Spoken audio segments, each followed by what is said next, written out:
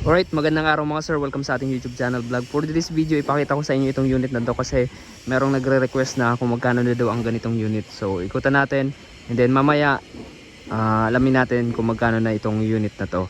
Alright, so ito pala mga ka-tracker ay Japan Surplus Full Air Condition Puso Canter Boom Crane Drop Side 6-wheeler 4x2. Ikutan muna natin. So nandito tayo sa Calipil Marketing Corporation, Barangay Mambugdas, Bacoor, Cavite, ang nagbebenta ng surplus Japan truck.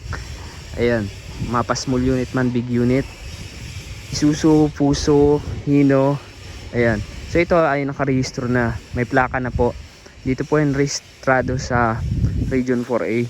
Alright.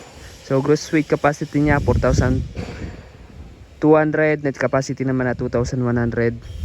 And then fully repaint na po ito, color white, urethane paint yung ginamit. Naka-upholstery yung mga upuan, naka floor matting, 5-speed manual transmission po ito at may makina na 4D35 manual or mechanical engine.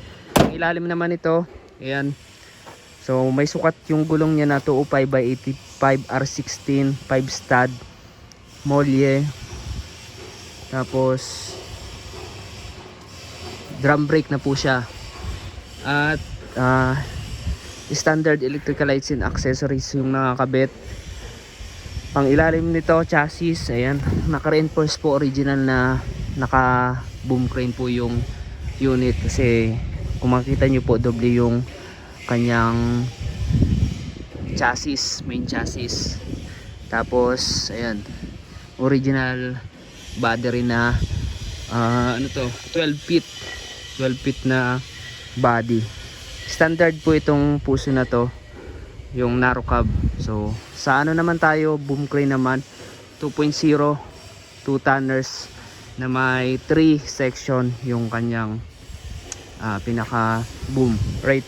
So hydraulic type, right? So dito sa gilid may running guard, original din, brand new battery na rin. So ito pinturado na yung loob. Ayan, medyo madumi nga lang pero i-ano namin yan, lilinisan kapag ilalabas na. So dito mga ka-tracker, pag bibili kayo ng unit ay as is condition saka lang namin nire-recon kapag napili na ng client. So ito yung likod. Ayan, may grill na yung tail light nya. Ayan o. Sa gulong pwede natin papalitan ng brand new. Tapos ayan, kompleto naman yung accessories nya, yung pinakakailangan sa unit.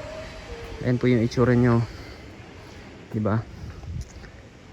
So dito naman mga ka-tracker, pag bibili kayo ng unit ay ang mode of payment po namin ay pwedeng cash basis and pwedeng through accredited financing company. So pag cash, down lang kayo ng kahit 10% or 50% and full payment kapag kukunin nyo na yung unit. So kapag financing naman, meron kaming requirements. So 3 months latest bank statement, and then business permit, DTI, true valid ID, Xerox. Ayan. And then ano mga ka-tracker, yung fill out form. So kapag na-approve, depende sa ano nyo, approval, kung magkano yung magiging down payment and monthly amortization at kung ilang years, depende sa agreement yung mga ka-tracker. Alright, so yan mga ka-tracker, ang ganitong unit ay nagre-range na to ng 1.1M 1M to 1.150, mga ganun yung presyo nito.